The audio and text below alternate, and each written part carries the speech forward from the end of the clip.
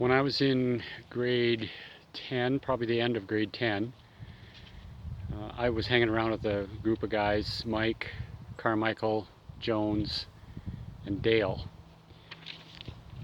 And for some reason, there's kids that are um, like very kind and great sense of humor.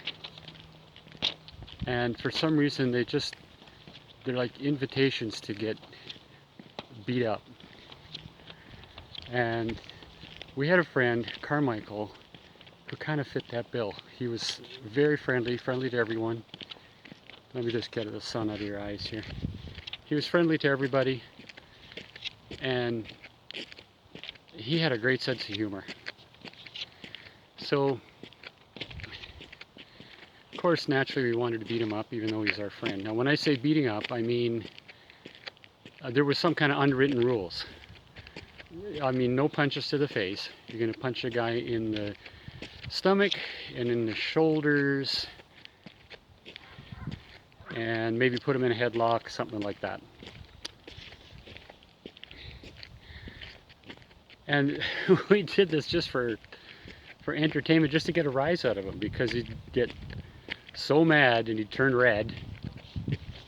Well, this became a tradition of ours, and we always wanted Scott to come with us. He was a friend, but we also wanted to beat him up. And he wasn't a friend because he let us beat him up. He's a friend because he's a nice person and great sense of humor. And he was always up for adventure, okay? So he's a full-fledged member of the gang. But anyway, whenever we were bored, we would start to take out our boredom on Carmichael. And we kind of all knew this. Mike did not participate. This is what made Mike a natural born leader. He always made you feel, he made everybody in the group feel important. And he wasn't disrespectful. Like the rest of us, we were kind of disrespectful. And we would put each other down once in a while. Mike never did that. So we all liked Mike, and we made him the leader of the gang. Anyway, we were bored. We were kind of walking around, and I remember at this point in time, we didn't have our cars yet. So we were on foot. We were walking everywhere.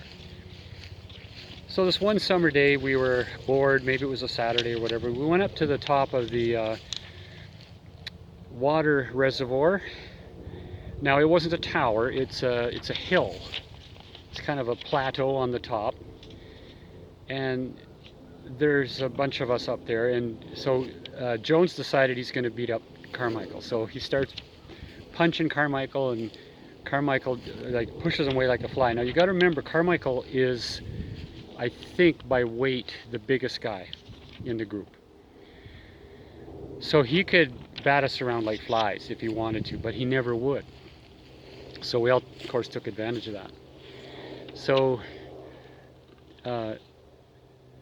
Jones decides to beat him up for a few minutes, and then I was beating up Carmichael for a few minutes, and I think Dale got into it, was beating up Carmichael for a few, and every time we changed people, he got more mad and he got more red, and then something snapped. Like he would say, quit it, you guys, that's mean," or something like that, and he'd always just tell us to leave him alone. And then something snapped in Carmichael. I guess we were all just pushing him to this point of frustration. Something snapped, and then he started to fight back. And he would throw us off.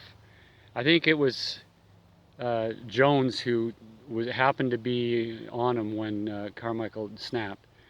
He threw Jones off him like a lion throwing off a hyena. He just picked him up and threw him about 3 feet. Jones wasn't accepting it, so he came back at him, starts punching him, and then Carmichael, I think, wrestled him, got him on his back or something like that, and he basically won. And then Jones said, "Okay, I give up." And then Carmichael stopped instantly. And we're all looking at Carmichael and we said, he didn't say anything after that. And then we said, well, finally he decided to fight back. And he said, yeah, well, you guys were beating me up. And we said, well, we were beating you up so that you would fight back. It's some kind of an unwritten law of teenagehood or something. Teenage boys. I don't know. Anyway, we never beat Scott up again. More to come.